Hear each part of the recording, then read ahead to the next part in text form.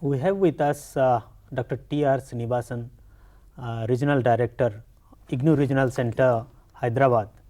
First of all, please tell us about the importance of learner support system in the distance education. Dr. Sanjay, this learner support system has to be looked into on the analogy of consumer support system or customer support system. You know, there are different ways of looking at distance education. One way of looking at it as an industrialized form of education. There have been people like Otto Peters who thought distance education as an industry.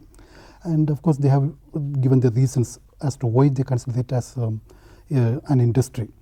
Large production on a large scale, and the product going through various units of specialization and ultimately distributed to people across a wide, large area. And when the product reaches the unit, just as in the case of the Maruti cars being produced at one place and then distributed through several agencies, distribution agencies, and then being taken care of local service agents all over the country. We need to see that the products given by the industry meet the requirement and the needs of the consumer who wants to use them. On the same analogy, in distance education, there are students who are opting for courses, and those courses are being produced centrally from one place and then distributed across a wide region. How the learner support system at IGNOU is organized? Well, see, when I say learner support system, the learner support may be from the beginning till the end. Say like at the time of registration, the learner may need some support. And when the registration is over, once the student get admitted, then he may need some support by way of getting the course material, getting the courseware and other things. And once the material reaches him, he may need support in terms of instructional delivery. And perhaps later he may need support in terms of certification. And then after certification is done, again the learner may need support in terms of post-qualification guidance. So that way support is needed at different levels for different purposes. That way I should say in IGNOU we have different divisions which cater to these support needs. We have the student registration and evaluation division which takes care of registration as well as certification. And then we have the EMPC and the MPDD divisions which take care of material production and material distribution. Similarly, we have a division called Regional Services Division which caters to the individual needs of the students located at different places. And this Regional Service Division operates at 3 levels. The Regional Service Division is there at the headquarters, and we have what is known as regional centers, a network of regional centers across the country, and each regional center is supported by a number of study centers, program study centers, learner support centers and work centers and things of that kind at the lower level. So it's a kind of a 3-tier arrangement of support system for the individuals. Then if you take the actual support, the means of support, you have mediated support going to the learners and interpersonal support reaching the learners. When I say mediated support, it may be support given to the individual in terms of the tutor comments given on assignments, or it may be in terms of the correspondence that's being regularly held between a study center and the learner, or the regional center and the learner, or maybe from the schools with the learner. So like that, there could be a number of, apart from this, you can have teleconferences, interactive radio counseling, EduSat. There's so many other media which is being pressed into service for supporting the learners. When you come to the interpersonal support, we have what is known as a grievance cell at the regional centers, where the students can come and talk about their problems, get them resolved. Or you can have the regular counseling sessions at the study centers where the students go for the purpose of tutorials and also for purpose of interaction with the other learners and the experts in the field. Like this, the support is organized at different levels for different purposes. Now, at the study center level, these academic counselors are there who perform variety of roles, including tutoring, providing personal counseling, and also doing evaluating the assignment responses. And you hinted about the tutor comments. Can you highlight the importance of the tutor comments in the whole learning process? Dr. Sanjay, one of the biggest complaints about the distance mode right from the early days has been that there is no provision for proper interaction between the learner and the teacher. So over the years, what began as correspondence education has evolved into a system where lots of provisions are now being made for interaction. Leaving aside the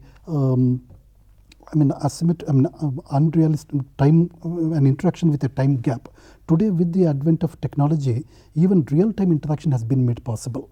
Now, though IGNOU has not exactly gone to that extent of providing a real-time interaction with everyone for all possible purposes, we do try to give interaction, provide interaction through the assignments.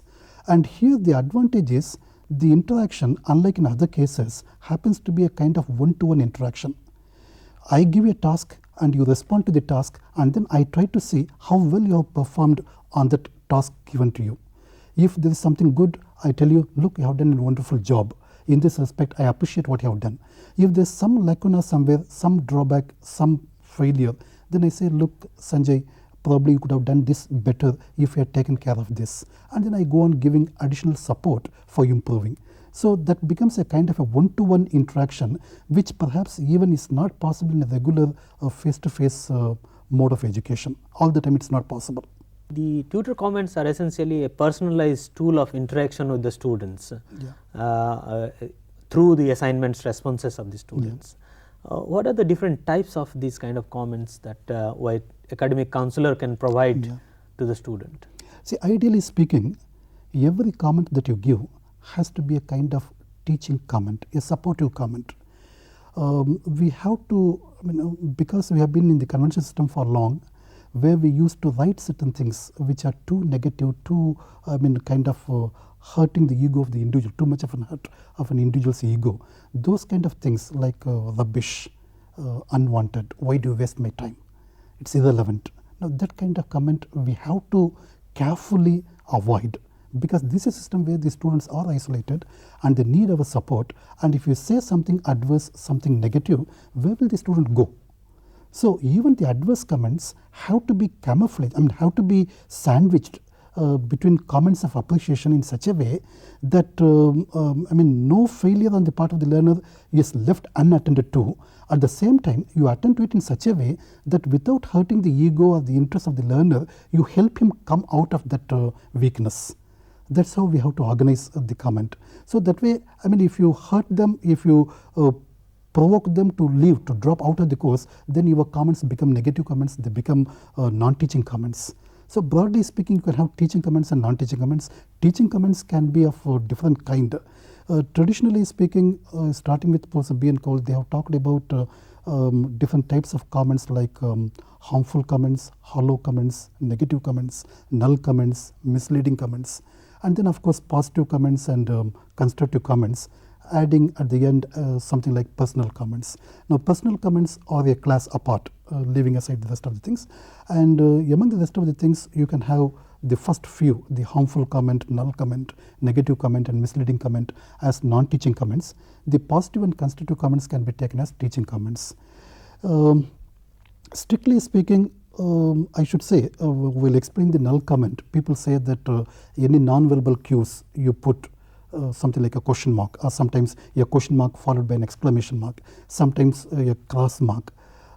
People generally say that these are null comments because they don't communicate.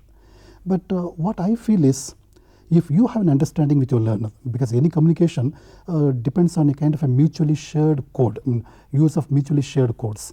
If the code that you use is mutually understandable, if the learner knows what I mean when I put a question mark, then that ceases to be a null comment.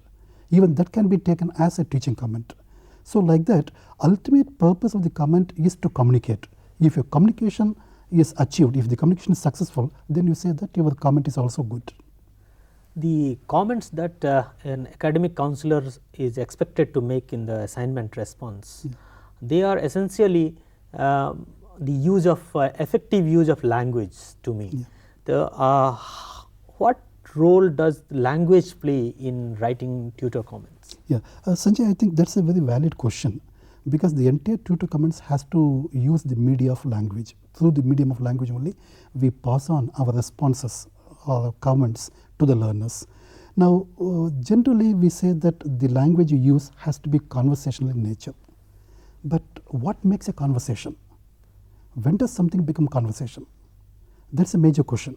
It's not just using pronouns like you and I alone contribute to making a